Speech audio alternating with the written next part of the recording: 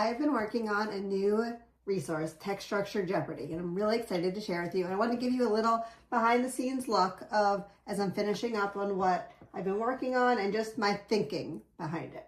So each of the 5 categories is cause and effect, problem solution, compare and contrast, description, and sequence. So each of the text structures are covered, and then each have 4 levels of questioning. So I was very, very intentional in what types of questions I put for each level. I really wanted to make sure that kids were getting practice in a scaffolded way so that by the time they got to 400, they were really applying the skill. So at 100, that's the foundational recognizing part. So that's when they're looking at the basic elements, like this is identifying what cause and effect mean, the actual words of what they mean.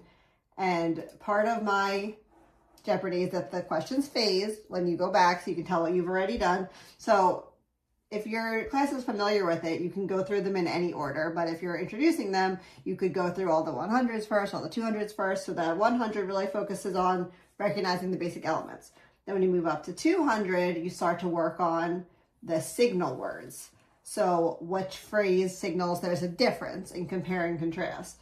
And it goes through and helps you understand and review some of those signal words that show, okay, it's this text structure, but it breaks it down. Since they're saying the category, problem and solution 200, they already know it's problem and solution, so it gives them a little legs up in practicing that, and that can build onto later looking at a whole paragraph and say, okay, what signal words do you see? What text structure is this? So this is kind of that in-between step where they're familiar with all of them, but they're maybe not ready to look at a passage and figure out which text structure it's showing on their own quite yet. So 200, signal words, recognizing, using those clues. Then 300, they are applying. So this is when they're starting to use the text structure to comprehend. So this is a few sentences about penguins, problem and solution, and then the question, this sentence explains what problems penguins face. So now they need to look at the writing and figure out, okay, what in there describes a problem and recognize that themselves. So they're using the structure to help them comprehend and understand better what they're reading.